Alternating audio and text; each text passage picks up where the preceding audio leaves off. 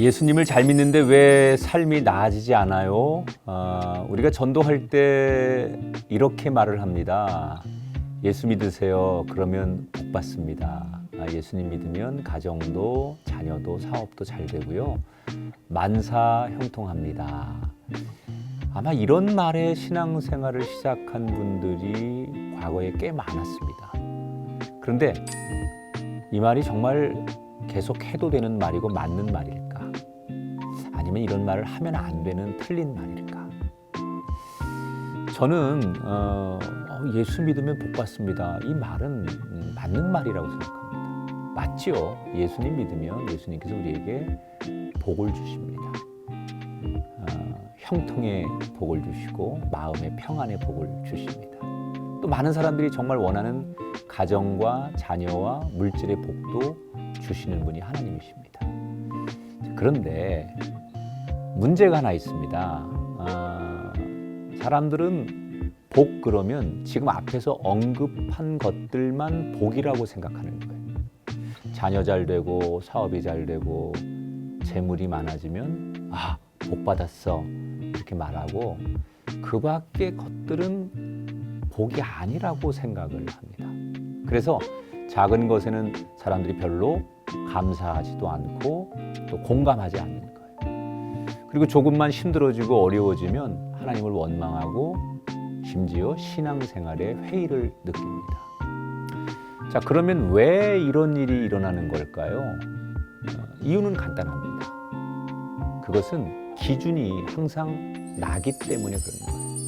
그래서 나한테 좋으면 복 주신 거고 나에게 안 좋으면 복이 아니라고 생각을 하는 겁니다.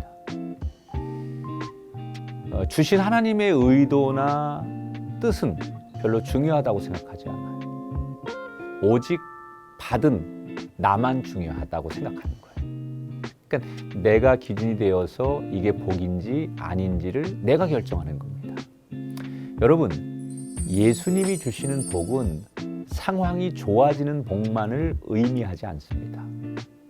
이게 좀 여러분들에게는 모순적으로 들릴 수 있겠지만 상황이 안 좋아도 그것이 우리에게 복일 수 있습니다. 그게 어떻게 가능하냐고요? 하나님은 우리가 감당할 수 있는 어려움을 허락하시기 때문에 그렇죠. 그리고 그 어려움을 통해서 우리는 결국 성장하고 또 성숙하기를 바라시는 하나님의 깊은 뜻이 있기 때문입니다.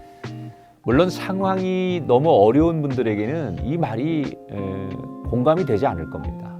성장과 성숙하지 않아도 좋으니까 제발 내가 당하는 이 고난과 어려움이 없었으면 좋겠다라고 기도할지 모르겠어요. 그런데 이렇게 한번 생각해 보면 어떨까요? 우리 부모님들이 자녀에게 혼을 내고 굉장히 이제 엄하게 대할 때가 있습니다. 보통 언제 이제 그러냐면 자녀가 굉장히 잘못된 길을 갈 때, 그러니까 너무 길을 벗어나서 이건 아니다 이렇게 두면 안 되겠다. 그래서 올바른 길로 가야 된다고 생각할 때 그때는 부모님들이 굉장히 강경하죠. 하나님도 그렇습니다. 하나님은 우리가 잘 되기를 원하십니다. 우리가 올바른 길, 더 좋은 길로 가기를 원하십니다.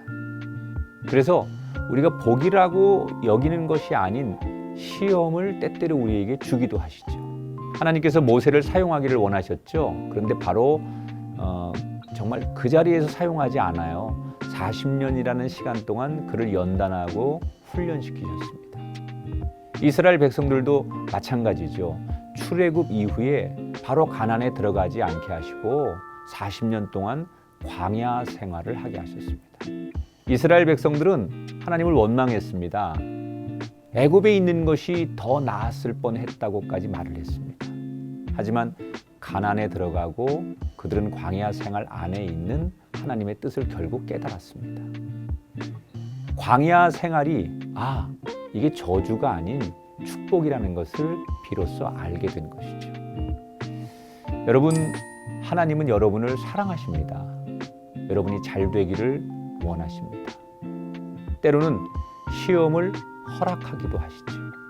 하지만 잊지 마십시오. 감당하지 못할 시험은 절대로 허락하지 않으십니다.